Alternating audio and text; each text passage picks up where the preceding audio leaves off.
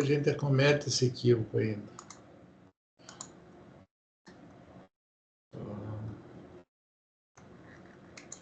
Não precisa transcrever. Tá ótimo, já está gravando a aula, já está tudo funcionando certinho, tá, pessoal? Então, o que acontece, pessoal? Hoje a gente tem aqui pelo meu organização aqui, pessoal, vou dividir a tela com vocês, fica mais fácil, né? Se vocês olharem no Moodle, nós não temos tantas aulas mais, né? Então nós estamos nessa aula aqui, que é a extinção do crédito, né? Vou falar um pouco também de espécies, dar uma revisada com relação a isso, deixa eu ver. Tributo, disciplina, deixa eu ver se falamos com relação ao princípio, incidência. Talvez eu acho que nós não tenhamos falado. Vamos falar um pouquinho de espécies de tributos, né? Para dar uma visão diferenciada, complementar um pouco o nosso tema, nosso assunto. Daí nós temos aí a última aula, que é uma revisão. Teoricamente, vocês me pediram para que fosse feita uma revisão presencial, falei com a coordenação concordou, né? Então eu devo ir aí para a instituição fazer essa revisão de forma presencial, tá? Então eu devo ir aí na última semana antes da prova para fazer uma revisão, para combinar para vocês bem certinho como que vai ser a prova, passar algumas coisas, para a gente não ter nenhum problema aí com relação ao desentendimento, como for fazer a prova efetivamente, tá? Então vamos fazer isso. Fora a aula de hoje, que a gente fala da extinção do crédito tributário e classifica os tributos em si, nós temos aí duas aulas, uma que teoricamente ia falar de planejamento, outra de uma atividade prática. Vamos pensar, ainda não digo que seja definitivo, né? É possível que eu altere alguma coisa, principalmente no tocante à atividade prática, porque eu vou estar aí, inclusive, para fazer a revisão, talvez a gente jogue para fazer tudo de uma vez só, enquanto eu esteja aí, e eu uso essas duas outras aulas de uma forma diferente, tá? Mas está tudo aqui no Moodle, inclusive as aulas, né? Essa aqui é uma aula antiga que eu vou, assim que acabar essa, eu upo e troco aqui e deixo disponível para os senhores, tá? Mas, feita esta consideração, né, vamos começar a conversar, então, com relação à aula propriamente dita, algo que nós temos que tratar, assim, efetivamente, né, que seria, né, o direito tributário hoje, o nosso tema relevante do momento, a nossa situação, tal, que é bem interessante, que é bem objetivo e importante para todo mundo, tá?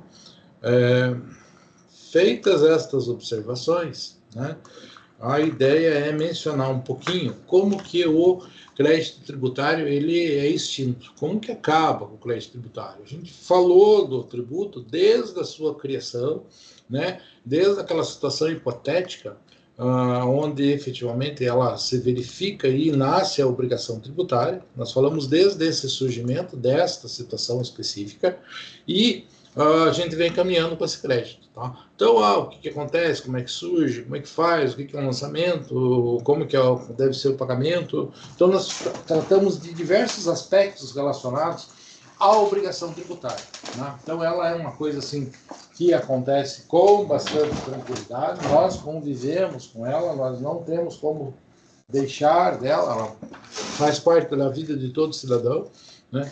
E falamos bastante com relação a isso, principalmente com relação a vocês, que são aí futuros empresários, né? E que por conta disso têm um interesse bem grande, bem claro, em dominar essa situação, entender quais são as suas obrigações, o tamanho, né, o tamanho da mordida do fisco com relação ao que roda no financeiro de uma empresa, tá? Então é importante que vocês tenham essa visão, por isso que a gente aborda isso aqui de uma forma talvez um pouco mais objetiva, mas nunca deixando de enfatizar o tanto que isso é importante, pessoal, o tanto que isso é fundamental para que os senhores tenham esse conhecimento, tá? Então, falando dessa extensão, como todo, a gente coloca ali os objetivos da aula, que a gente tem que entender um pouquinho com relação a isso, mas lembrando que a gente fala que o sujeito ativo, quem exerce, quem pode cobrar, quem pode exigir o tributo é o fisco, né? Fisco, como sendo a fazenda estadual, municipal, fazenda federal, eventualmente algum órgão específico, né? Vai poder ali atuar como sendo o sujeito ativo, o sujeito que pode ter uma ação, que ter uma atitude para fazer com que o contribuinte seja obrigado a pagar algum tributo. Além disso, obviamente, que o seu sujeito ativo, que quem exige é o fisco, né? A pessoa de quem vai poder ser exigido é o contribuinte, é aquela pessoa que tem a obrigação de recolhimento, de pagamento do tributo propriamente dito, né? E sempre nesta relação a gente tem por objetivo o que? O tributo, o valor do pagamento devido. O direito tributário, o direito fiscal, tem por objetivo a sua função principal, que é recolher dinheiro para os cofres públicos, é juntar dinheiro para que os órgãos públicos consigam pagar, consigam fazer tudo aquilo que consta do seu, vamos dizer assim, do seu objetivo, do seu planejamento, do seu orçamento, da sua meta, das suas obrigações, que nascem lá na Constituição Federal, que são manejadas pelos chefes do Executivo, fiscalizadas pelos membros do Legislativo, e que tem que ter toda uma especificação clara de como ela vai ser realizada. Nessa seara, não cabe a nós, ao direito tributário, mencionar como que isso funciona. Tem um ramo do direito, que é o direito administrativo, que regula exatamente como que funciona a administração pública, o que ela pode ser feito, o que deve ser feito, quais são os seus limites, qual é a sua atuação, quais são os seus princípios. É uma área assim, bastante interessante, na qual eu confesso com os senhores, eu nunca trabalhei muito diretamente. Tá? Direito tributário é uma coisa assim que eu tenho um certo apreço, que eu sempre me dei bem, trabalhei muito já com isso, mas direito administrativo dentro de uma administração pública eu não trabalho. Tá? Mas são esses os entes da relação, né? Quando a gente falou destes entes, é muito interessante a gente pensar na questão da extinção, né? E quando a gente fala de obrigação, uma coisa que a gente utiliza, que é argumento lá no direito civil, quando está dando aula no direito civil, é que lá se trata muito das obrigações, né? E a nossa vida, ela é calçada cheinha de obrigações. Então, todo mundo tem obrigação. Existe obrigação das mais diversas formas, né? E a obrigação é uma coisa assim que ela tem uma característica interessante, que o sujeito realmente vai ficar feliz quando a obrigação deixa de existir, ok? Então eu tenho a obrigação de proporcionar educação, saúde, uma série de coisas para o meu filho. Né? Quando o meu filho adquirir a maioridade, tiver condições, tiver dinheiro, estiver trabalhando, eu não tenho mais essa obrigação é dele. Inegavelmente, essa obrigação é ótima que ela tenha acabado. Eu estou livre, eu cumpri com a minha função, eu cumpri com a minha obrigação. Então, o interessante é que a obrigação, eu estou feliz quando ela é extinta, tá? Quando ela eu não tenho mais aquele encargo, não tenho mais a que fazer nada, né? Então, a grande felicidade da obrigação está na sua extinção, no seu cumprimento, ou em alguma coisa que fale que eu não preciso mais cumpri-la, tá? Dentro do direito tributário, nós vamos ter alguns mecanismos que servem para extinguir especificamente a obrigação tributária. Como seria isso, pessoal? Lembrando, a obrigação tributária nasceu lá porque alguém que tinha competência, recebido da Constituição Federal, criou uma norma dizendo: se alguém fizer isso, situação hipotética, nasce a obrigação tributária. Nasce a obrigação tributária. Quando alguém faz aquilo que estava previsto, que ela acontece efetivamente, que surge ali um fato imponível, surge a obrigação tributária. A obrigação tributária vai ser documentada por meio de um lançamento. Tendo o lançamento, o fisco pode exigir o seu pagamento, o seu cumprimento. Uma vez cumprido, ótimo. Falamos de algumas modalidades de suspensão? Falamos. Mas, além disso, o mais legal mesmo é efetivamente extinguir a obrigação, fazer com que a obrigação deixe de existir. Obviamente que a forma mais comum de todas para a extinção de uma obrigação é o pagamento. Então, pagou, ótimo, extinguiu a obrigação. No entanto, pagar é pagar tudo. Tá lá, estão me cobrando 10, eu tenho que pagar 10. Ah, se eu paguei 9.950, não cumpri com a obrigação por completo, tá ok? Então tem que ser a extinção, a forma natural de extinção das obrigações, o pagamento, o cumprimento da obrigação, mas ela tem que ser feita por completo. Se não for feito por completo, eu não cumpri com a minha obrigação tributária. E aqui, quando eu digo que a obrigação tributária ela é paga, quando ela é pago por completo, eu normalmente penso em pecúnia, em dinheiro, em pagar a quantia específica. Então, se eu devo 1.000, eu tenho que pagar 1.000. Não adianta eu pagar 950, nem 990. Eu tenho que pagar 1.000. No entanto, pessoal, o pagar não é só dar dinheiro. O pagar, a forma de distinguir uma obrigação por meio do pagamento, pode ser também relacionado àquelas obrigações acessórias, aquelas obrigações secundárias. Então, como que eu pago, como que eu cumpro a obrigação, por exemplo, acessória de emitir nota fiscal? É fazer a nota fiscal. Ah, e para cumprir aquela obrigação, a nota tem que estar completa, perfeita, lançada, enviada para o lugar correto, senão eu não cumpri com a obrigação. Da mesma forma, o pagar normalmente é pôr a mão no bolso e dar o dinheiro. Mas, eventualmente, o pagar pode ser considerado também como realizar aquela conduta a qual se espera. Então, ir lá e fazer a emissão do documento. Ir lá e fazer a medição, fazer a declaração, são obrigações acessórias que só são pagas que quando efetivamente eu cumpri aquilo que estava determinado, tá ok?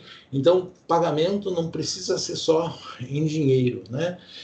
Se você tirar isso da seara do direito tributário e trouxer para o direito civil, eu vou pensar que existem duas pessoas fazendo um negócio, um está comprando um carro da outra. Então, o que está comprando vai pagar, vai cumprir com a sua obrigação quando entregar o dinheiro. E o que está vendendo o carro vai cumprir, pagar a sua obrigação a partir do momento que fizer a entrega do veículo. Então, pagamento é cumprir aquilo que a obrigação manda. Normalmente, a obrigação tributária principal que nós objetivamos e que tudo vira em função dela é pagar, dar dinheiro para o fisco. Mas pagar as obrigações acessórias é efetivamente cumprir aquilo que a legislação pede, ok? Eventualmente, eu posso ter um crédito com o fisco. Como assim? Né? Eventualmente, eu devo, imagine, né? Eu devo um dinheiro para o meu vizinho e o meu vizinho me deve alguma coisa. Na hora de pagar, o que a gente faz? Eu devo 1.000 para o meu vizinho e o meu vizinho me deve 800 de alguma coisa. Então, o que vai fazer? Eu vou fazer uma conta e vou dizer assim, não, então o Edir só deve a diferença, que é 200 que vai pagar para o vizinho. Isso é o que? É uma compensação. Pode acontecer com qualquer pessoa, com qualquer situação, tá? Então, existe isso. Pode acontecer a mesma coisa com o fisco? Sim, pode acontecer. Não é tão comum, não é tão normal e, principalmente, é muito difícil de fazer isso na prática. Por quê? Porque o fisco não reconhece isso com facilidade. Mas vamos pensar aqui. Eu tinha aqui em Ponta Grossa um cliente, tenho até hoje, um cliente que trabalha com medição, com topografia, tá? Então ele sempre prestou serviços para o município, como organizando aquele loteamento, tem que fazer alguma coisa, tem que fazer um estudo, levantamento, fazer as ruas, fazer as marcações, tudo certinho. Então, o meu vizinho tinha uma expertise, o meu cliente, de uma empresa de topografia que tinha uma expertise muito boa com relação a isso e era referência no município e regularmente ele era contratado pelo fisco. Então, o município ia lá, faça a demarcação da vila tal, lá do loteamento tal, de alguma coisa que ia ser feita. Então, ele fazia isso, prestava um serviço para o fisco. Isso era comum? Bastante. Outra característica, quem presta serviço dessa forma tem que pagar imposto, né? Tem que ter alvará, e ISS, Imposto sobre Serviço, é imposto de competência municipal. E o meu cliente, a fazer serviço, de um modo geral, para todos os outros, ele acabava tendo débitos perante o fisco municipal. Então, isso era uma coisa que acontecia com regularidade, com bastante frequência, né? E o que acontecia? Então, ele ia lá receber do fisco e o fisco, olha, você prestou serviço para fulano, beltrano e ciclano. Então, você tem para receber da gente aqui 50 mil reais, mas você está devendo 3 mil reais de tributo. Só vou te pagar 47, ok? Então, existe isso? Existe. Tá? Então, posso compensar créditos que eu tenho com o fisco, com os débitos que eu tenho com o fisco? Sim. No entanto, isso não é muito comum. Tá? Por exemplo, é normal as pessoas irem lá, por exemplo, o fisco faz alguma coisa, desapropria alguma. Imagine que o Estado foi lá e desapropriou um pedaço de um sítio para fazer uma estrada. E ele não é muito regular para pagar as contas, né? Então daí o fisco tem que pagar, aquilo entra no orçamento, demora um tempão e tal, e daí você está devendo alguma coisa para o fisco. Você pode fazer um encontro de contas? Pode. No entanto, gente, tirando esse exemplo corriqueiro que eu estou colocando aqui da Prefeitura Municipal de Ponta Grossa, que eu sei do meu cliente, normalmente o fisco põe um monte de dificuldades. Ele não aceita muito fácil, porque o fisco quer dinheiro. Tá? O único lugar que eu sei que funciona essa questão das compensações de uma forma bem objetiva é no estado do Rio Grande do Sul. No Rio Grande do Sul existe um processo administrativo que funciona perante a Receita Estadual para a requisição dessas compensações, e lá acontece automaticamente. Curiosamente, o estado do Rio Grande do Sul é dos estados que está mais quebrado. Tá? Então é assim. E na grande maioria dos estados existe um grande atraso no pagamento dos valores. Né? Então o fisco tem que me pagar alguma coisa. Se a determinação do juiz vier até o meio do ano, entra no orçamento para pagar no ano que vem. Se vier depois de 1º de julho, né, depois do meio do ano, vai entrar no orçamento para pagar fora o ano que vem, no outro. Qual é o problema? O problema é que normalmente entra no orçamento, mas não é pago, falta dinheiro para isso. Né? O estado do Paraná, por exemplo, deve ter aí uns 5 anos de atraso no pagamento desses precatórios, dessas coisas.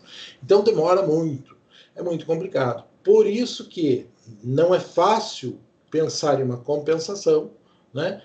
Mas existem alguns lugares onde isso funciona. Rio Grande do Sul faz isso.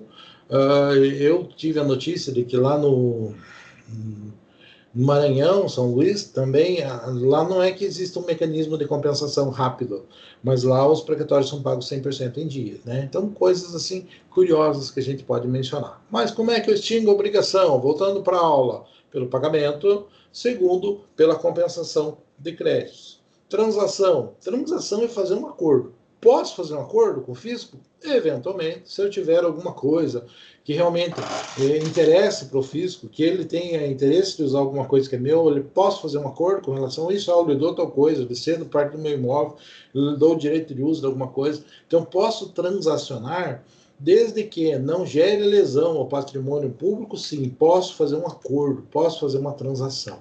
E por meio de uma transação, eventualmente, tributos podem ser extintos, quitados. Tá? Remissão seria o perdão do crédito tributário conferido ao fisco pelo contribuinte. Né? Então, por algum motivo, o fisco vai lá e dá um perdão, dizendo, não, tudo bem. Né? Então, assim, bem objetivamente. Quando eu falo remissão, eu estou falando do tributo em si. Né? Então, remissão é quando o sujeito me devia um tributo e, por algum motivo, sai uma lei dizendo que vai fazer uma remissão, vai perdoar aquilo. Então, quando ocorre uma remissão, pode ser suprimido algum crédito tributário? Pode ser extinto algum crédito tributário? Pode.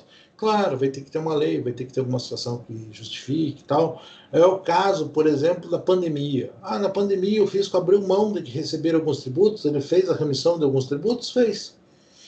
Então esse seria um caso, sim, alguma coisa que efetivamente motiva o fisco a abrir mão de receita. Mais do que motivar, justifica que ele faça isso, né? Porque o fisco normalmente ele não pode abrir mão de receita. Além disso, pela prescrição, né?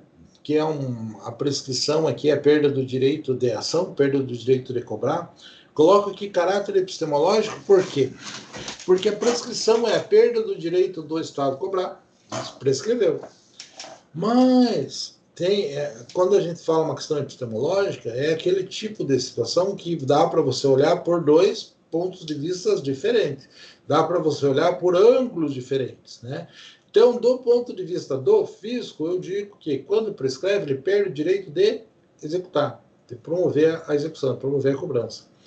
Pelo outro ponto de vista relevante para nós, ponto de vista do contribuinte, nasce o direito dele de não ser mais cobrado daquele negócio, porque o fisco não exerceu o direito dele dentro do prazo correto.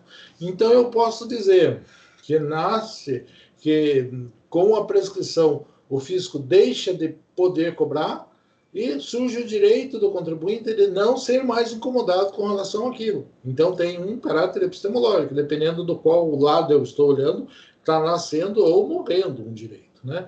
Normalmente, a gente alega isso lá num processo judicial, né? E ela ocorre regularmente em 5 anos. Tá? Então, falando de direito tributário, o prazo é 5 anos.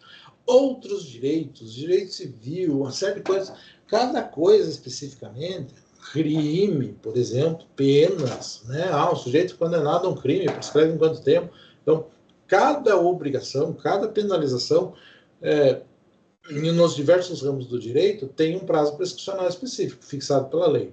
No entanto, quando nós falamos de direito tributário, não tem dúvida, prescreve o direito do fisco cobrar em 5 anos, ok?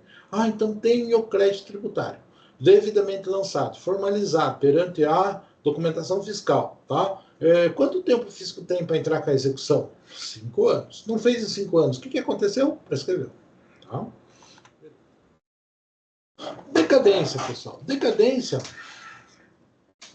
com relação ao fisco, né, é a perda do direito propriamente dito.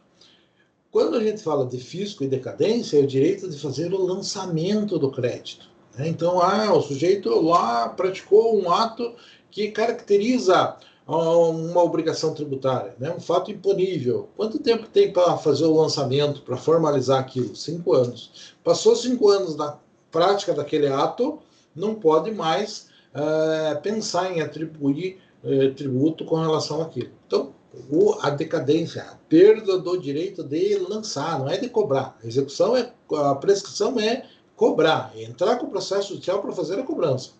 A decadência não, é o direito de fazer o lançamento, de formalizar o negócio. Tá? E com relação ao contribuinte, nós digamos que ele perde o direito de se defender administrativamente em 30 dias. Foi notificado de um auto de infração, ele tem 30 dias, via de regra, para se defender. Esses 30 dias também é um prazo decadencial.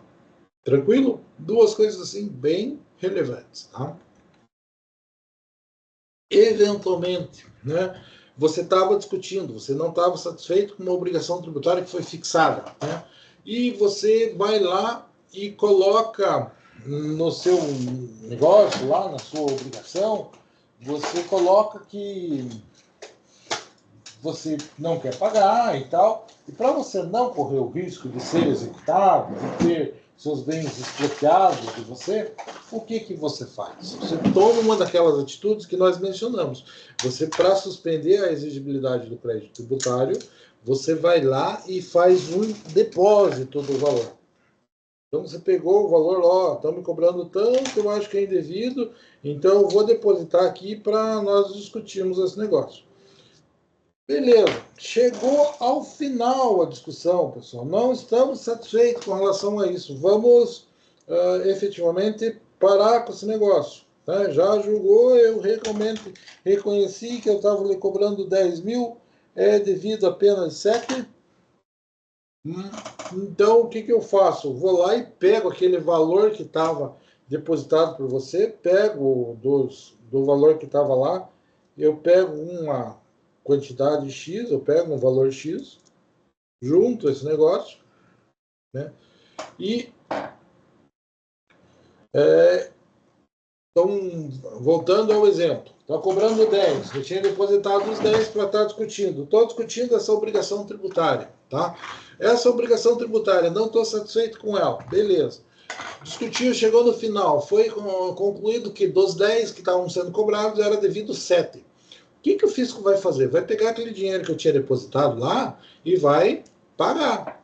Então 7 é devido, se depositou 10, pega os 7, quando converte esse depósito, né, em renda, né, quando converte em pagamento, automaticamente extingue-se o crédito tributário, porque o depósito que tinha sido feito, efetivamente, ele vai ser transformado em pagamento. O que sobrar me devolve, mas aquele depósito feito vai ter que ser transformado em uma renda, em pagamento efetivamente, né? Eventualmente, pela homologação do pagamento antecipado, lembra que a maioria dos lançamentos hoje em dia se dá por homologação. Por quê? Porque eu vou lá, eu apuro quanto que é tributo devido, faço a declaração, emito aqui, faço o pagamento e aguardo o fisco, se quiser vir me fiscalizar. Se ele não me fiscalizar, é homologado dentro do prazo de 5 anos o pagamento que eu fiz. Se ele vir me fiscalizar e vir que está certo, é homologado porque ele conferiu. Se não, ele pode até me aplicar uma penalidade. Mas, eventualmente, quando homologado aquele pagamento que eu fiz lá junto com o lançamento, efetivamente extingue-se o crédito tributário. Eventualmente, consignação e pagamento, né? Consignação e pagamento, gente, é assim. Imagine que eu tenho uma obrigação, né? E eu não sei para quem pagar. Eu vou lá e chamo as duas pessoas, que eu não sei quem que é o meu credor, e deposito o juiz e peço para que o juiz diga para quem que é devido. Quando o juiz julga e diz, é devido para o João, pega o valor e dá para o João. Quando ele julga procedente esta ação, acaba a minha obrigação. Eventualmente, eu posso fazer a mesma coisa com relação ao fisco. O fisco tem uma obrigação. E eu não sei exatamente como calcular, não sei o tamanho, tenho dúvidas com relação a isso. Eu vou pegando o valor, em vez de pagar, eu vou depositando judicialmente. Quando o juiz chegar no final e dizer assim, olha, é obrigado a pagar tanto desta forma, e determina quanto e para quem você tem que pagar, a hora que é feito isso, automaticamente julgou procedente, extingue sua obrigação tributária. Ok? Eventualmente, né? Eu recebi uma cobrança de um tributo, fui autuado de alguma forma, e eu não estou satisfeito. Vou eu e faço uma reclamação com relação àquele auto de infração. Beleza? Administrativamente o fisco achou, realmente, digo, você não deve. Deu uma decisão administrativa que é irreformável, não cabe mais recurso. Ganhei? Ganhei. Extinguiu o crédito. Da mesma forma, se eu entrar na justiça e dizer, olha, estão me cobrando uma coisa que eu acho que não devo, vou lá e faço todas as defesas possíveis. Chega uma decisão no processo judicial final que é irreformável, da mesma forma, gente, eu vou dizer para vocês que morre a minha obrigação tributária. Eu não tenho mais obrigação tributária nenhuma de pagar aquele negócio, ok? Por quê? Porque teve uma sentença transitada de julgado. Quando a gente fala transitado, julgado, é uma decisão que não cabe mais recurso, que não dá mais para mudar aquele negócio. Já foi tentado até a última possibilidade, ou já foi o último prazo para apresentar aquela defesa, e não existe mais possibilidade. Isso é trânsito julgado. Pode acontecer isso, tanto num processo administrativo, como num processo judicial, lá perante a justiça. Dação e pagamento, gente. Normalmente a gente fala pagamento dando dinheiro. Dação e pagamento é quando eu vou e faço, aqui é quase um acordo, né? Mas eu, em vez de eu dar dinheiro, eu vou lá e dou um imóvel. Né? Estou devendo aí 1 milhão para Receita, te dou a minha fazenda que vale 1.200.000, tá? E me devolvo o resto. Então, quando é feita essa dação e pagamento, foi dado outra coisa que não dinheiro, e isso é aceito, isso é autorizado, né? Quando tem lei que autoriza isso, quando tem decisão judicial que autoriza isso, quando aceito, efetivamente também extingue-se o crédito tributário. Tranquilo? Então, estamos pensando em várias coisas que podem acontecer e fazer com que aquele crédito, aquela minha obrigação, aquele débito de tributo que eu tenho perante o fisco, possa deixar de existir. Aqui são as modalidades que isso acontece. Exclusão do crédito, pessoal. Né?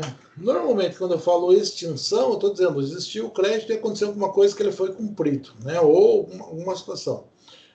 Modalidades de exclusão, pessoal. Quando a gente fala exclusão, seria o quê? Isenção.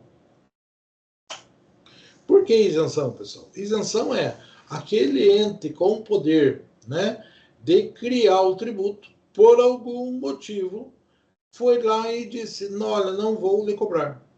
Não é preciso. Vou lhe dar uma isenção. Tá? Então, a isenção, nós já falamos com relação a isso, a ela. Ela opera-se no nível do pagamento. Nós falamos que a isenção, assim, é o sujeito simplesmente ocorreu o fato, verificou-se tudo, eventualmente tem que fazer todas aquelas obrigações acessórias, no entanto, o sujeito é isento de pagamento. Então, é o caso, por exemplo, de um deficiente físico que vai lá e faz o procedimento perante a Receita Estadual para comprar um carro com isenção de ICMS. Ah, ele pode fazer isso? Pode, porque a lei autoriza. Tá? Então, ele vai ter que emitir a nota fiscal? Vai ter que fazer declaração? Vai ter que fazer tudo certinho? Vai. A única coisa é que quando ele está comprando, não precisa ter o pagamento do ICMS. Por quê? Porque ele é isento. Tá? Então, a isenção nada mais é do que uma modalidade de exclusão do crédito tributário. Tá? Vamos pegar o exemplo da isenção do IPTU. Né? A isenção do IPTU é aquele sujeito que o município falou que ele é isento, deu uma isenção por algum motivo. Por quê? Porque é uma empresa que veio se instalar no município, vai gerar emprego, então vão lá e vão isentar ele durante 5 anos de pagar o IPTU. Posso fazer isso? Posso. Eu sou um ente tributante, tenho uma justificativa? Posso fazer isso. Tá? Isso é bastante natural que aconteça. Lembrando que isenção opera-se livre de pagamento, só deixa de existir a obrigação de fazer o pagamento do tributo, enquanto imunidade é um recorte negativo na competência. Então, eu vou dizer assim, que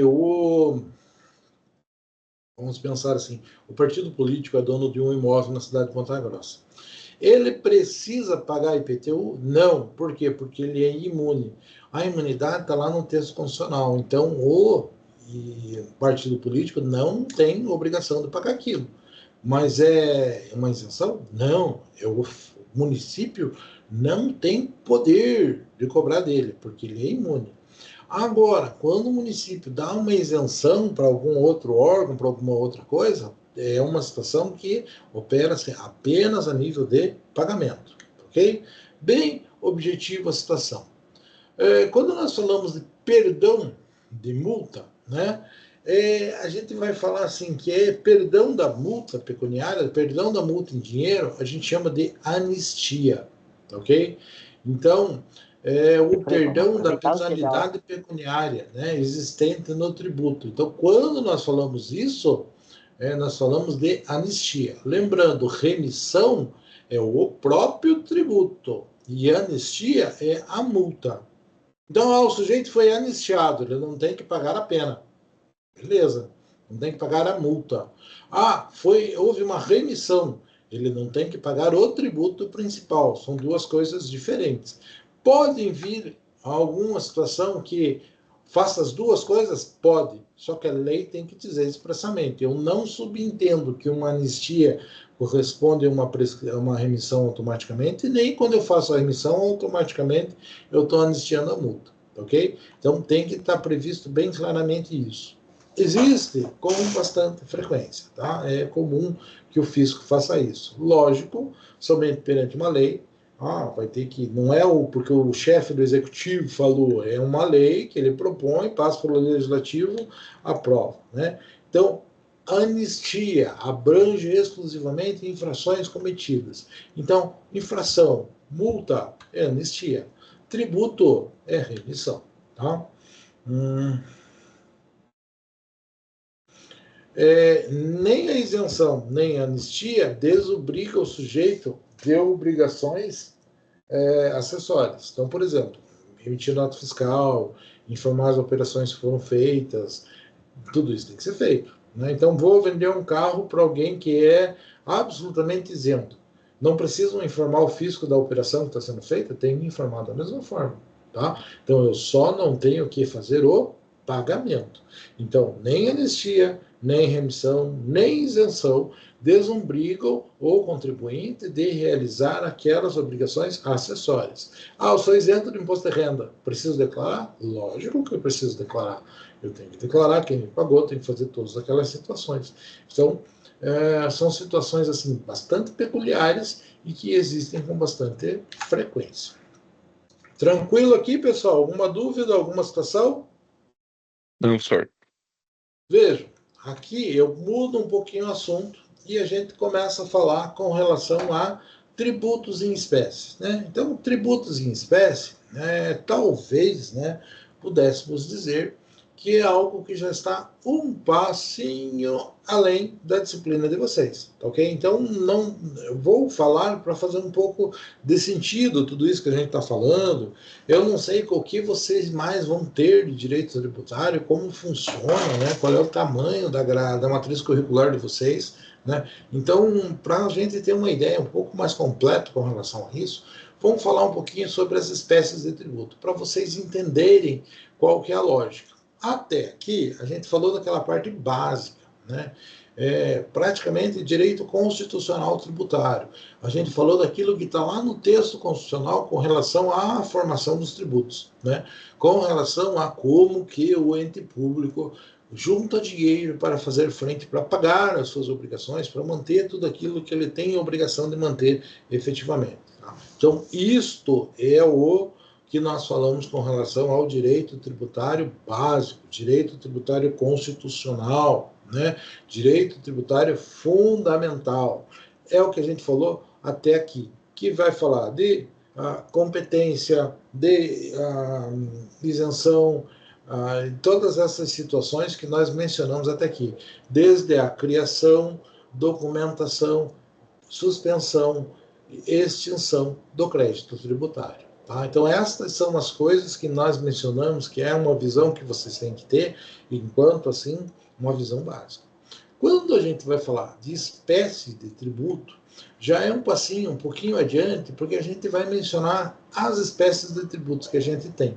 Então, existem, assim, 5 espécies de tributos que são divididos, né?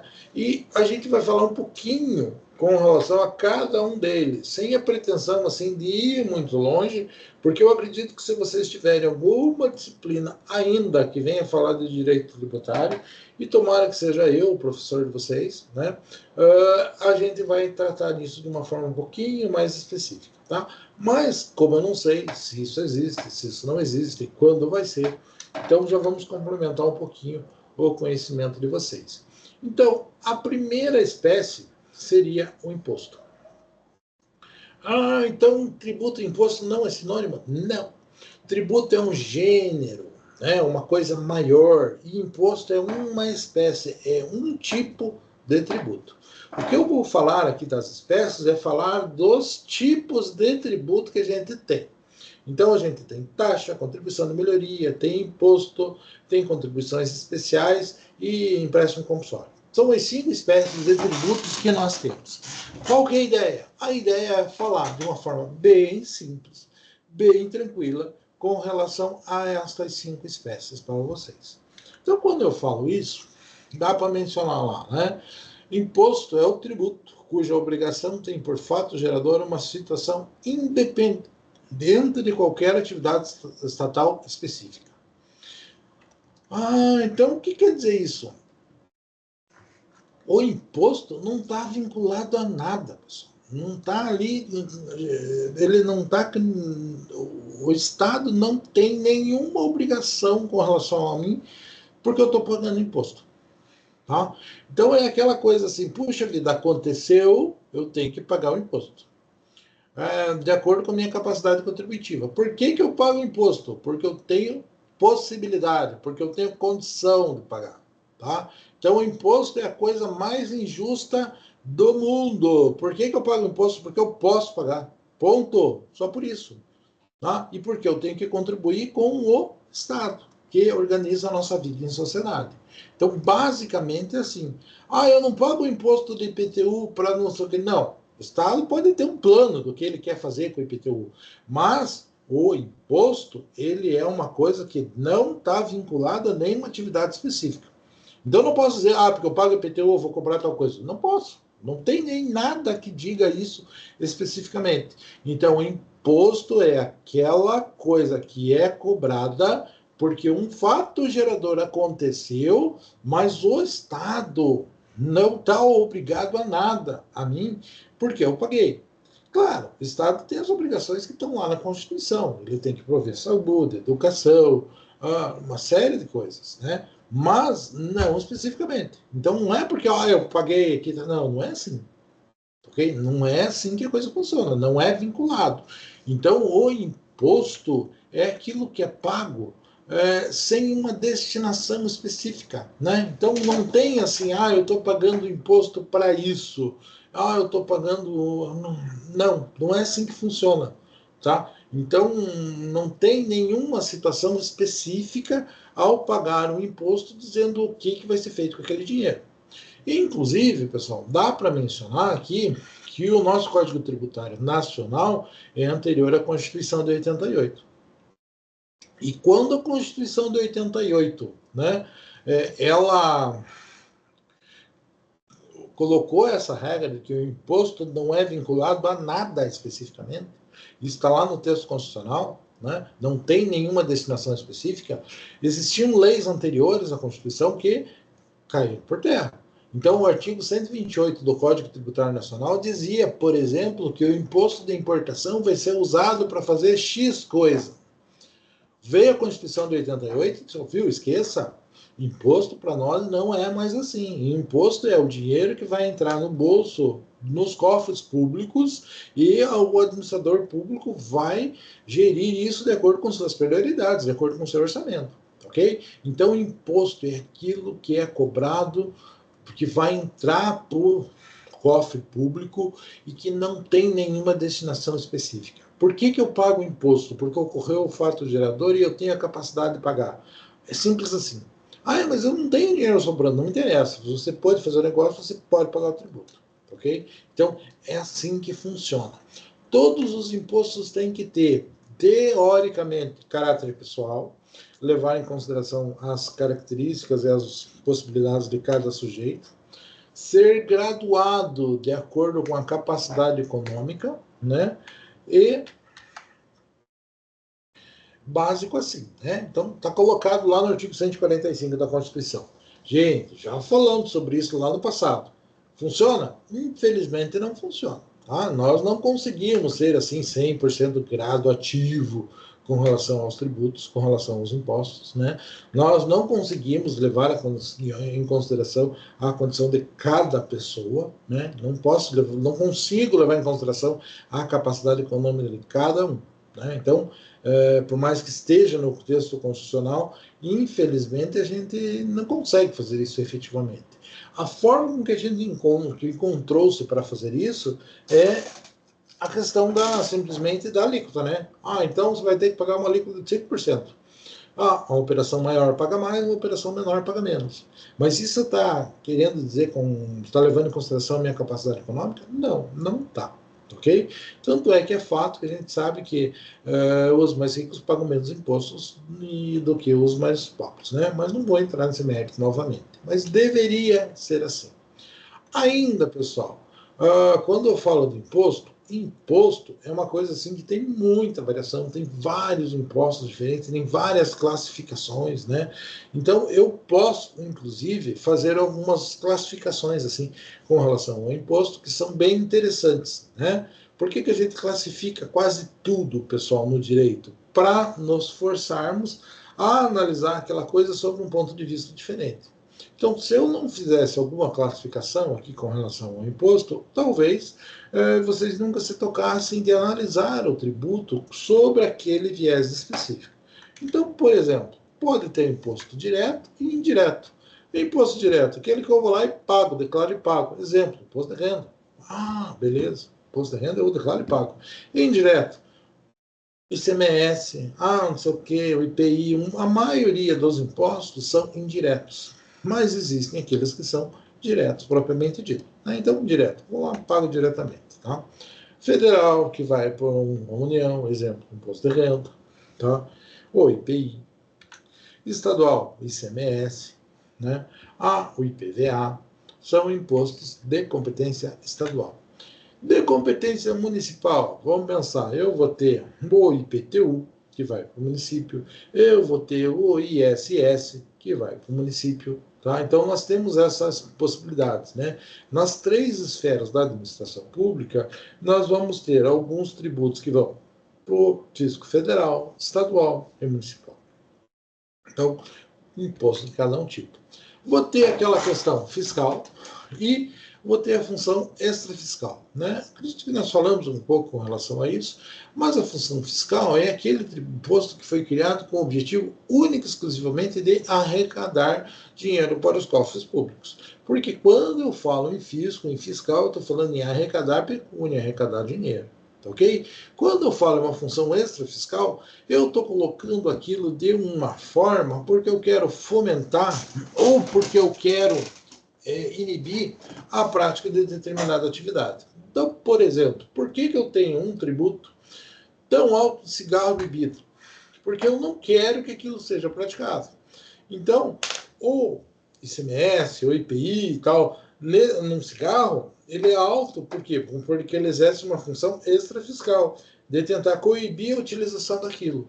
Ah, tá, então função fiscal só existe para juntar dinheiro, e extrafiscal, quando eu alio a ideia financeira a um óbice ou um fomento, ou um incentivo para que aquela prática seja realizada. Mas não é porque a função principal é extrafiscal que deixa de existir a questão do recebimento de pecúnia, recebimento de dinheiro. Temos impostos reais e pessoais. Reais é quando eu estou falando de algo que é feito. E pessoal é quando eu falo de uma obrigação. Ah, tá, puxa vida. Real, quando eu falo exatamente de uma coisa específica. E pessoal é quando alguém entrega alguém, quando tem que fazer algo, quando alguém tem que cumprir alguma coisa. Imposto sobre serviço, imposto pessoal, tá? Ah, imposto sobre renda, real, porque você teve a renda. Então, nós vamos ter, assim, um pouco de variação com relação a isso. Acredito que para vocês possa ficar um pouco vago isso, mas não é nem um pouco relevante. Talvez eu até devesse tirar essa classificação aqui, porque ela está muito mais lá no direito civil, no âmbito das coisas, do que no direito tributário propriamente dito, ok? Seletivo ou não, né? Tentando assim, ele é aplicado a algumas situações e outras não, né? Então, eventualmente, também com aquela ideia da extrafiscalidade, da parafiscalidade, para tentar incentivar ou coibir que alguma coisa aconteça, ele pode ser seletivo ou não, tendo assim muito cuidado com relação à seletividade, para você não ser desigual ao aplicar a lei, né? Então você tem que ter muito cuidado com relação a isso, para evitar algum problema que possa surgir decorrente disso, ok? Cumulativo, né? Quando ele incide sobre várias operações de forma cumulativa ou não. Bom, por exemplo, pessoal, um imposto que não cumulativo, vamos pensar o ICMS, um imposto que não é cumulativo.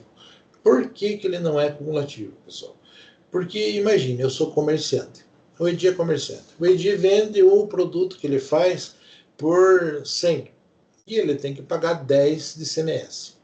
Mas para o Edi construir o produto dele, ele comprou um monte de coisa. Ao comprar esse monte de matéria-prima, ele já pagou um monte de tributo. E nesse monte de tributo, para vender o troço dele de 100, ele gastou aí 50 de matéria-prima. E nesse 50 de matéria-prima, ele já gastou aí 6 pila de ICMS. Quando ele vende o produto dele, ele tem que pagar 10. O que ele faz? Ele vai abater os 6 que ele pagou e vai pagar só 4. Ah, tá. Por quê? Porque é um imposto não cumulativo. O cumulativo é quando tem que pagar sempre. O não cumulativo é quando você faz essa continha e vai pagando só a diferença, ok? Mas isso é uma questão muito mais contábil do que de direito propriamente dito. E estas são diversas formas de classificar tributo que a gente tem. Então, direto e indireto, quando é eu que pago diretamente ou não. Imposto de renda é direto. ICMS é indireto. Federal, quando é o fisco federal, a União que cobra. Imposto de renda. Estadual, quando é o Estado que cobra. IPVA, ICMS. Municipal, quando é o município que cobra. IPTU, ISS. Fiscal, quando a ideia é só recolher dinheiro. Extrafiscal, quando a ideia é coibir ou inibir alguma coisa. Real, quando eu estou falando de algo especificamente que acontece. Pessoal, quando é algo relacionado a uma pessoa, um ente, uma obrigação dessa pessoa. Seletivo é com relação à aplicação. Cumulativo ou não é com relação a eu posso abater, não, créditos do que eu já comprei. Tranquilo? Então, Isso são impostos, né? Principalmente, o que é imposto? É aquele valor, é aquela obrigação tributária que eu tenho que pagar para o ente tributante e que eu faço o pagamento e que o ente não tem nenhuma obrigação específica para fazer em contrapartida. Né? Então, por exemplo, uma taxa, eu pago a taxa para poder fazer alguma coisa, tem alguma contrapartida. Imposto não tem. Tá? Entra por orçamento da União, né, por orçamento do fisco, do Estado, do município. Né, e nesse orçamento, várias coisas, várias obrigações desse ente têm que ser cumpridas, mas nenhuma específica. Não é porque eu paguei milão de imposto de renda que eu posso lá do fisco, eu paguei milão, você tem direito de fazer. Não, não posso, não é assim. Né? Todo mundo tem que pagar e o fisco tem que funcionar para todo mundo. Tranquilo, pessoal? Beleza? Seguinte, aqui já muda o tributo, né? Muda para taxa. Vamos fazer o seguinte, é 8,09. 8,25 eu volto, beleza? Vamos fazer o nosso intervalo.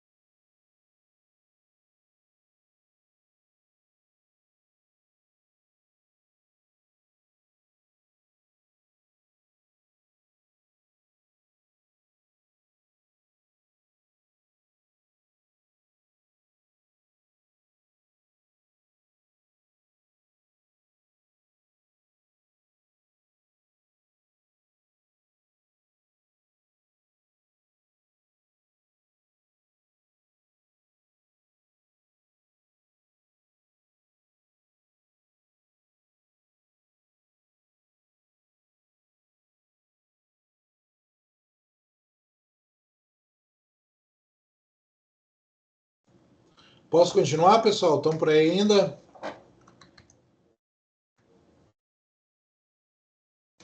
Beleza, vamos lá. Então, o que eu tenho que dizer, pessoal? Falando então, pensando nas espécies, né? Porque o segundo assunto que a gente começou. Primeira espécie fundamental é o imposto. O que o imposto tem de diferente? Que o imposto ele é pago e não gera nenhum direito específico em função disso. Você paga porque você tem capacidade de pagar, tá? O Estado não vai lhe fazer nada especificamente em contrapartida. Ele não é vinculado a nenhuma conduta específica do Estado. Você paga simplesmente porque você tem a obrigação de contribuir para com a manutenção do ente público. Tá? Agora, a taxa é diferente. Tá? A taxa, né, tem um conceito que está lá no artigo 77 do Código Tributário, a taxa cobrada pela União, Estado, Distrito Federal, pelo município, no âmbito de suas respectivas atribuições, tem como fato gerador exercício regular do poder de polícia ou a utilização efetiva ou potencial de serviço público específico, divisível, prestado ao contribuinte ou posto à sua disposição. Então, taxa já é um pouquinho diferente. Taxa não é como o imposto que você paga e não tem uma atividade vinculada. A taxa, não, você paga a taxa e você recebe, ou pelo menos, se você não usa, está ali à sua disposição, está ali o seu, um exercício que o órgão público é obrigado a manter e fica à sua disposição. Então, por exemplo, você paga a taxa do lixo. Ah, a taxa do lixo é um exemplo de taxa? Sim, porque é com a taxa do lixo que é custeado o serviço de coleta de lixo. Ah, taxa de iluminação pública, talvez. Então, nós vamos ter assim várias atividades que são vinculadas a isso. Poder de polícia é o poder de fiscalização. Tá? Ah, então quando eu pago a taxa do IMetro, do IPEM, é por quê? Porque eles têm, exercem uma fiscalização com relação às atividades de balança, por exemplo, as coisas assim.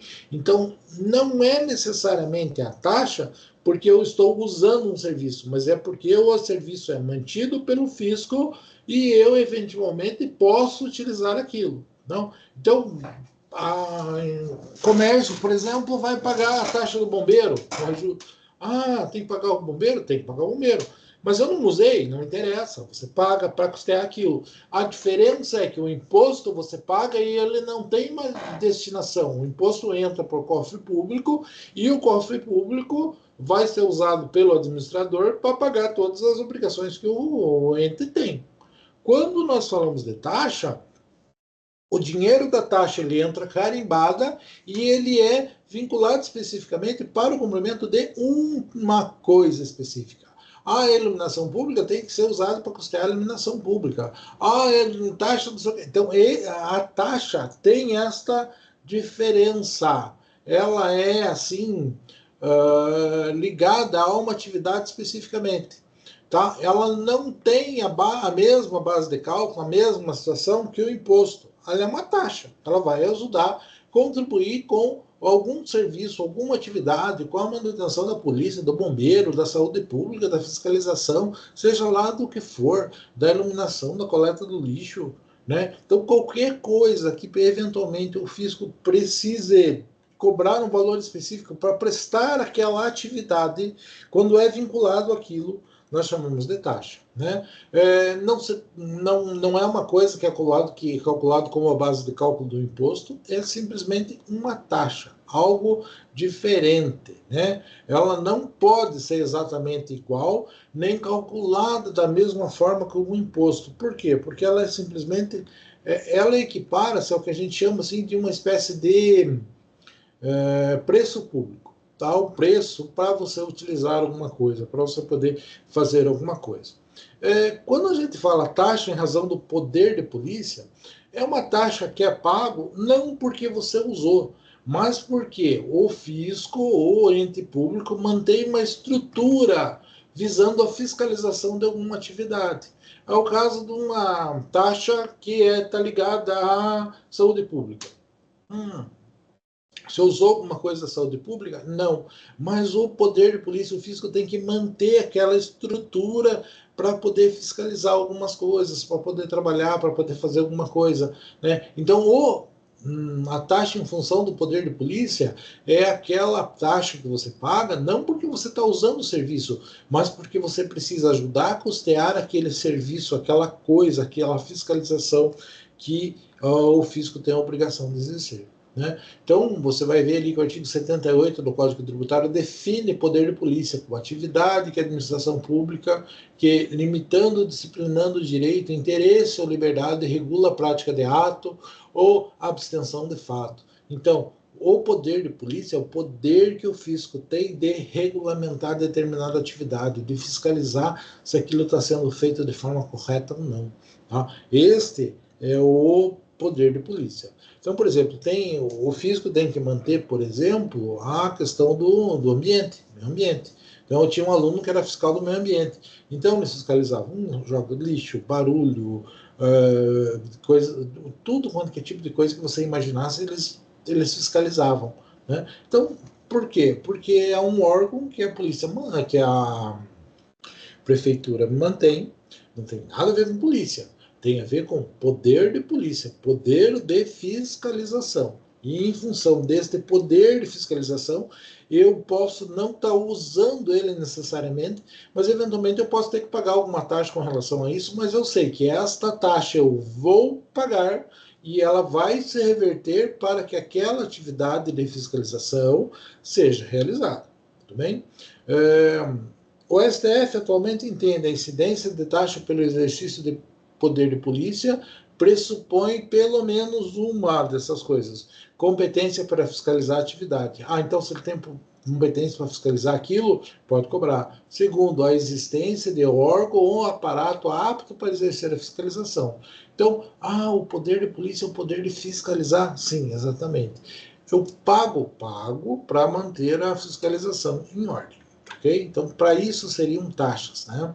Em razão do serviço público, posso fazer iluminação, tenho que iluminação, lixo, várias situações aí você vai ter alguma taxa com relação a isso, né? Taxa para poder usar uma ponte, taxa para fazer algo.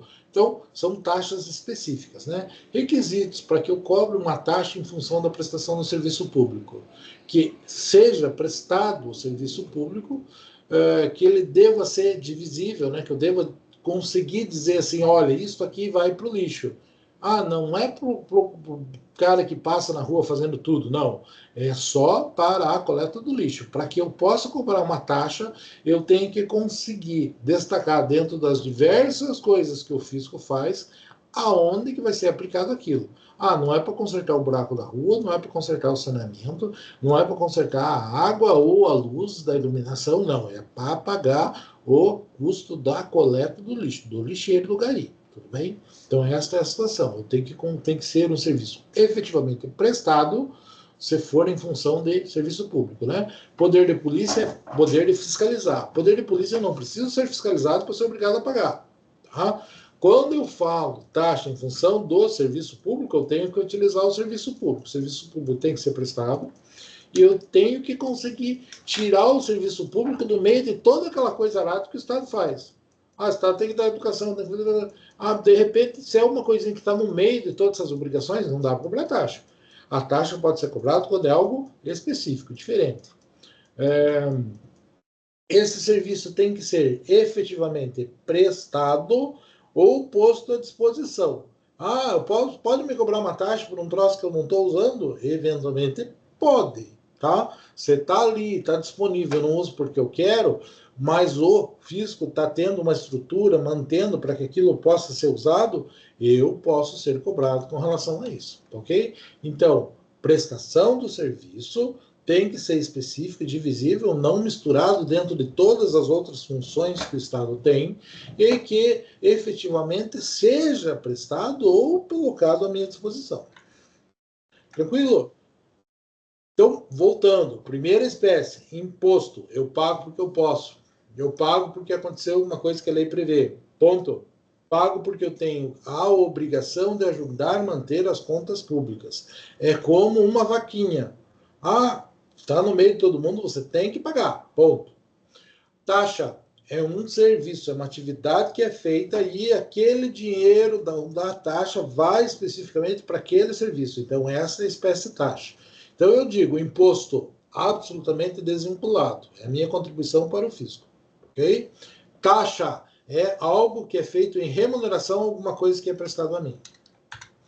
Contribuição de melhoria, pessoal. Aqui já é algo assim um pouquinho diferente, e a contribuição de melhoria, pessoal, é quando uma obra, né, quando alguma coisa é feita e esta construção, essa melhoria, né, efetivamente essa obra pública, ela traz um benefício para mim, ela traz uma valorização para mim. Então, a contribuição de melhoria, o que é cobrar. O fisco foi lá, o município foi lá e fez um asfalto na minha rua. Ele fez isso. Melhorou, valorizou, deu uma melhoria no meu imóvel? Deu. Ah, ele pode vir aqui e cobrar a contribuição de melhoria? Pode cobrar. Tá? Ah, ele não pode cobrar mais do que aquilo valorizou o meu imóvel, pois ele pode cobrar com relação a isso. Ah, em vez de ele fazer um asfalto, ele construiu uma praça, fez uma série de benfeitorias, assim, próximo à minha casa, que valorizou o lugar onde está o meu imóvel. Ele pode cobrar? Pode. Ah, precisa ser na frente da minha casa? Não. Tem que ter gerado melhoria, tem que ter gerado valorização no meu imóvel. Tá? Gerou valorização imobiliária, pode caracterizar a cobrança da contribuição de melhoria.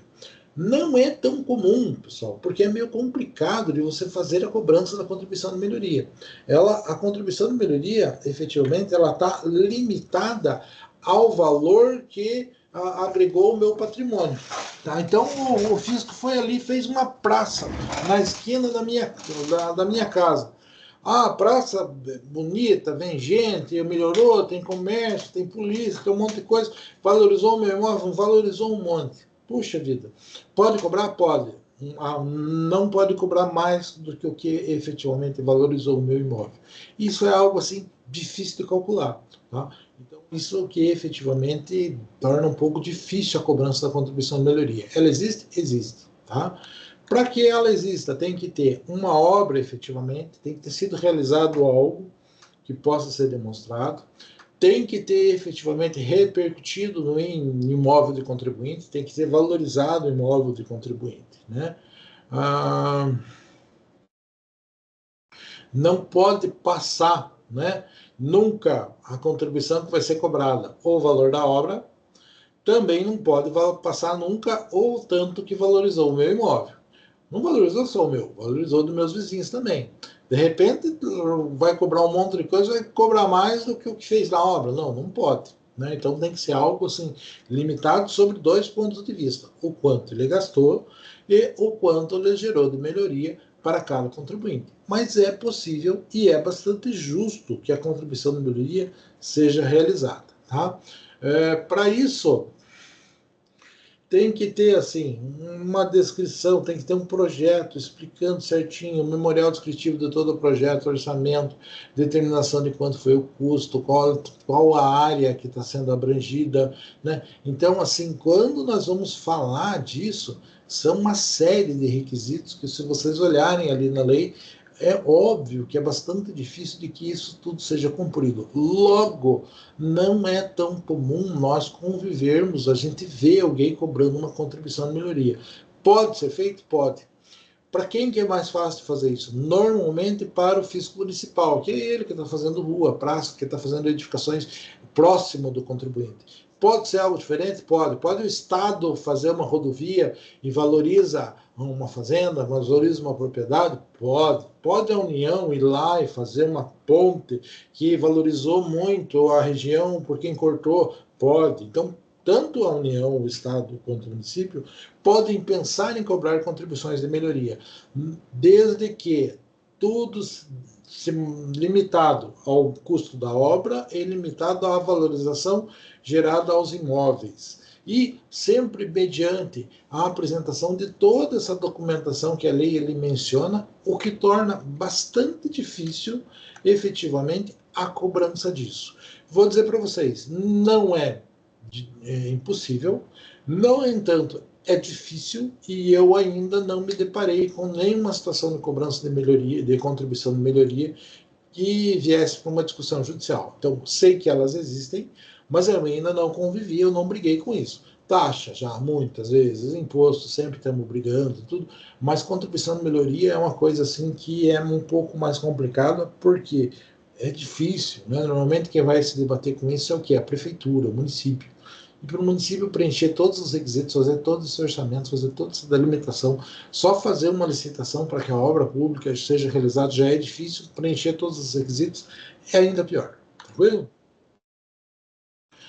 Praticamente, pessoal, aqui indo para o nosso quarta espécie tributária, o empréstimo compulsório, é uma coisa assim que dificilmente a gente vai ver, pessoal, né? Ainda na prática, né?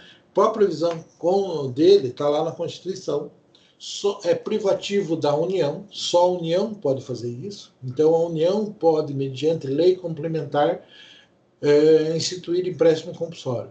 Lei complementar é aquela lei muito importante porque ela complementa o texto constitucional, ok?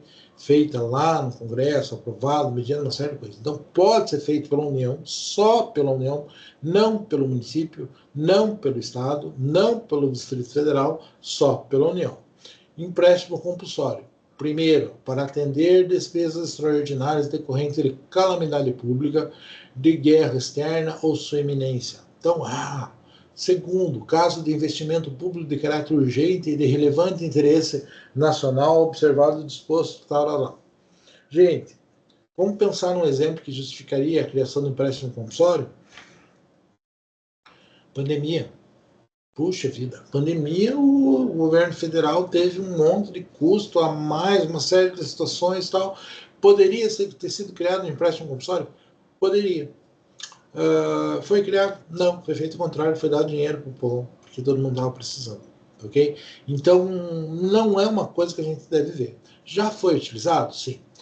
Gente, 87, 88, 89, 90, se não me engano, tivemos plano Collor, plano Verão, plano Bessel, plano não sei o quê. Foram alguns planos econômicos, né, onde foram feitos alguns empréstimos. Tá? Teve uma situação em que foi colocado um empréstimo compulsório, por exemplo, sobre o valor da gasolina.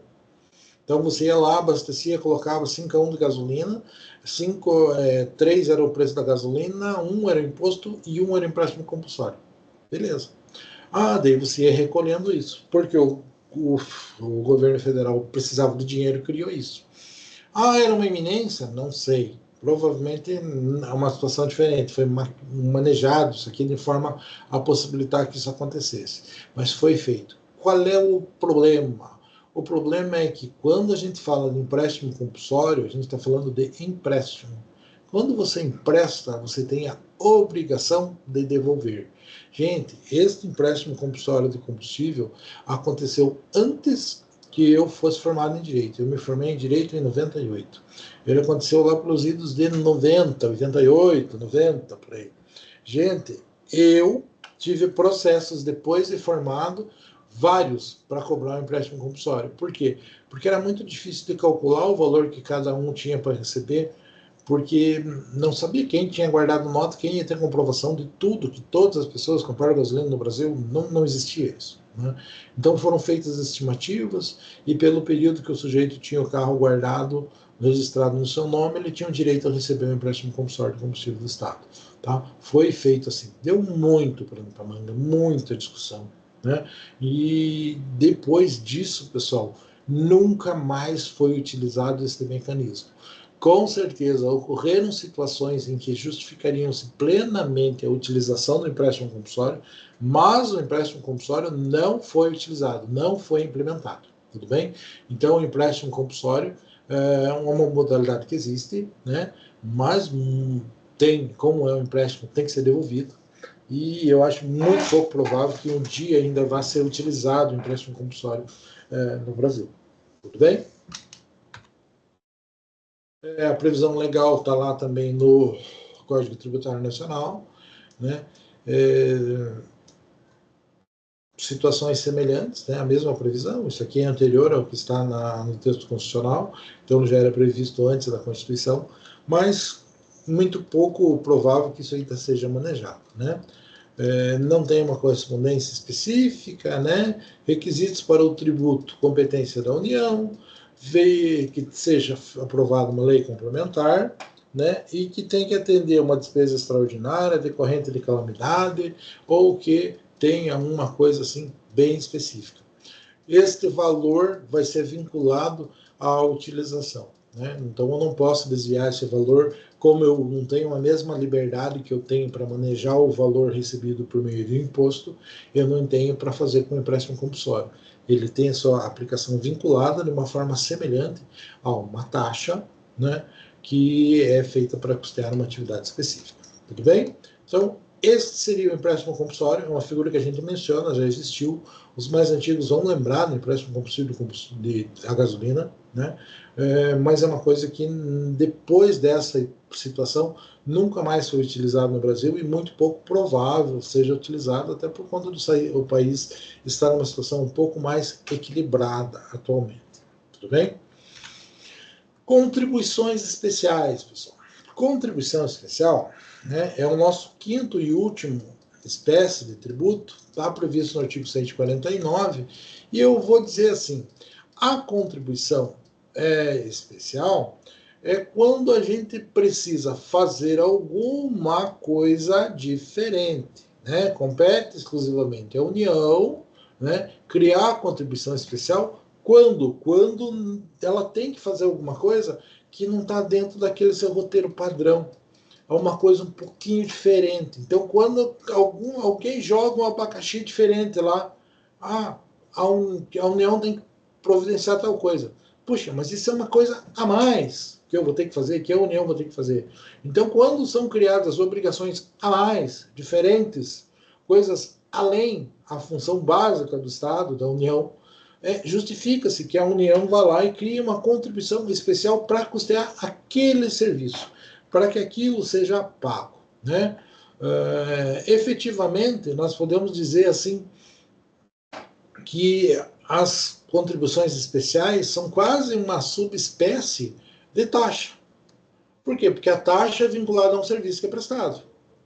E a contribuição especial é uma espécie de uma taxa que a União cria para poder fazer alguma coisa, algum serviço que colocaram para ela. Então eu posso pensar a contribuição especial é quando a União tem que fazer um serviço diferente. Mas eu posso chamar isso de taxa? Sim, mas como é para a União, é uma coisa diferente, foi criado a contribuição especial. Então, mas contribuição especial é muito parecido com taxa. Só que só pode ser exercido pela própria União, compete exclusivamente à União, né? Então, aí, aquilo que for recebido com relação àquilo vai ser vinculado àquela função, né? Então, é muito semelhante a uma taxa, né? Tanto é que, em alguns lugares, algumas doutrinas chamam as contribuições especiais, né, de taxas, né, subespécies de taxas, né? Nós vamos ter contribuições sociais, vamos ter contribuições de intervenção no domínio econômico, que seria o caso da CIT, né? Com interesse em categorias profissionais, por exemplo, nós vamos ter assim algumas situações específicas. Por exemplo, PIS/COFINS está ligado a pagar todo aquele custeio ligado ao comércio, tá? Beleza, então é uma atividade diferente que é mantida pelo Estado? Sim. Então vou criar uma contribuição especial para fazer isso? Sim, exatamente, é disso que nós estamos falando. Então, que são contribuições especiais? São taxas, né, que a União pode criar para custear algum serviço diferenciado, especial, que foi embutido a obrigação para ela, que foi dado a ela a obrigação de fazer, mas que não estava dentro do seu orçamento padrão, ok? Quando nós falamos contribuição especial, né, ela está normalmente ligada ao quê? A uma despesa, ao custeio de uma despesa pública, né? Uma atividade estatal que deve ser voltada para quê? Para um grupo de pessoas, para uma entidade, né? Então, por exemplo, o PIS/COFINS está ligado a manter o SESI, FIEP, SINAI, né, que são toda aquela estrutura de educação, não sei o quê, ligado ao comércio, à indústria, que é mantido pelo Estado? Sim. Custeado pela contribuição especial, COFINS. ok? A gente tem esta função. Efetivamente, quando você cria isso, você tem que conseguir demonstrar, você tem que vincular como uma taxa. Estou cobrando uma taxa, tem que mostrar o serviço onde a taxa é empregada. Estou criando uma contribuição especial, que é uma taxa criada pela União. Tenho que conseguir demonstrar onde que esse serviço especial está sendo colocado, né? Tem que ter uma relação entre a atividade e quem está arrecadando e o serviço está sendo prestado. Então, é todo mundo que vai pagar PIS/COFINS? Não. É quem está ligado ao comércio de alguma forma que pode se usufruir daqueles serviços. Ah, outras pessoas não? Não. Então nós vamos ter essa correlação. Logo, contribuição especial é muito semelhante à ideia de taxa, só que é uma taxa diferenciada que só a União pode cobrar, né? O produto, aquilo que foi arrecadado por meio da contribuição especial, tem necessariamente que ser destinado para o fim de sua criação. Tranquilo, pessoal? Beijo. Basicamente, a aula de hoje é isso, tá? Vou fazer chamada, pessoal. Tranquilo? Me ajudem.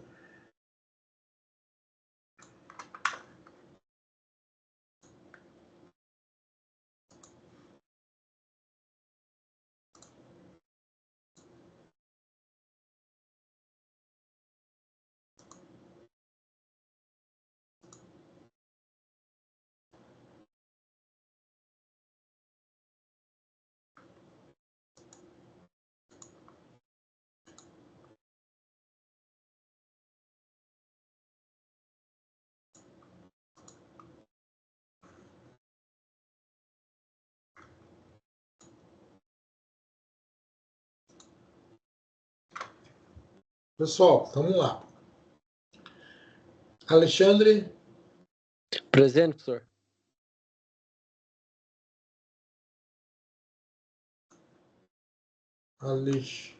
Alexandre. Não achei, pessoal. Vou dar falta. Vocês me vejam aí. Ô, professor. Alisson tá ali. Ué? Ô, professor, Almir. professor, o Alexandre tá aí? Ele respondeu? Alô? Não achei Almir. Ô, professor, Estão me ele tá ouvindo, ouvindo ou pessoal? não? Acho que ninguém, ele não tá ouvindo ninguém, né? Ai, desculpe, tá tudo funcionando, só que o meu volume estava baixo. Vai lá, o Alexandre estava aí, não? Sim. Sim, professor. Ah, beleza, beleza. Agora eu estou ouvindo vocês. Vocês falaram comigo durante a aula? Não, né? Sim. Ah, tá. O Almir tá aí? Não, esse não vem mais. Não. Amanda tá ali. Presente. Bianca Presente. tá ali.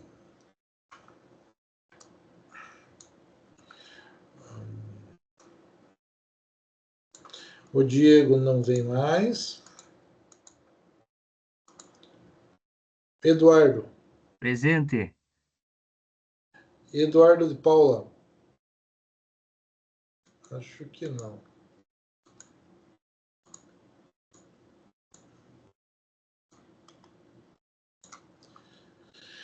Gabriela. Presente. Presente.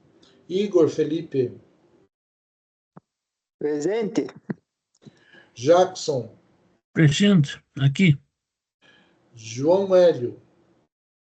Presente. João Vitor tá ali também. Presente. José Carlos. Presente. Leonardo.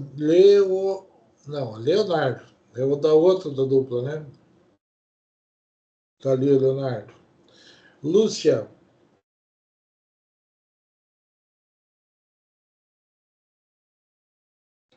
Eu acho que a Lúcia não. Matheus Eduardo. Tá ali. Matheus Perec. Presente. Beleza. Samantha. Presente. Sorli, tá aí. Presente, professor. Vilziane, Aqui. aí. Wislane, Presente. beleza.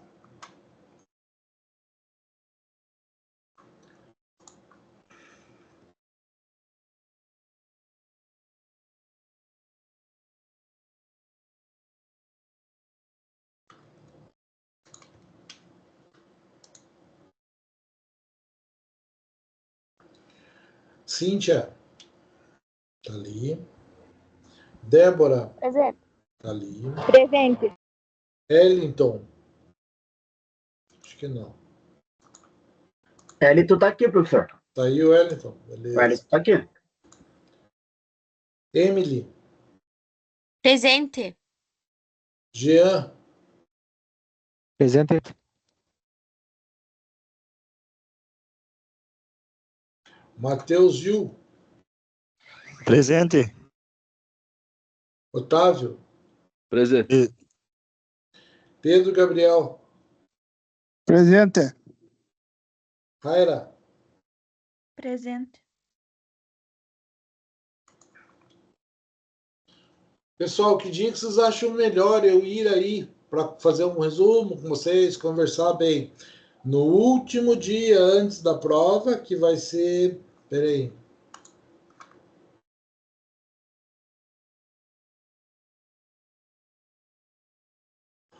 Vocês querem que eu vá no dia 3 ou no dia 11?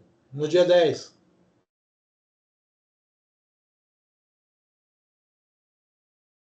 Pode ser, professor, antes da prova? No Como dia fica 10, bom. mesmo?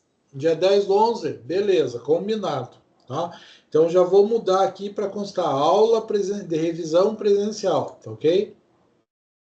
Ótimo, professor.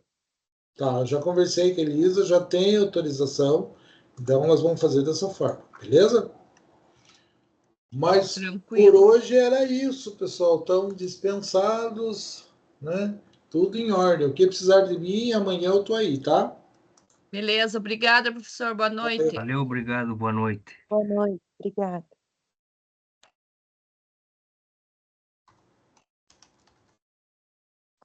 Tchau, tchau, professor. Até mais. Tchau, tudo de bom. Tchau, tchau. Boa noite, professor.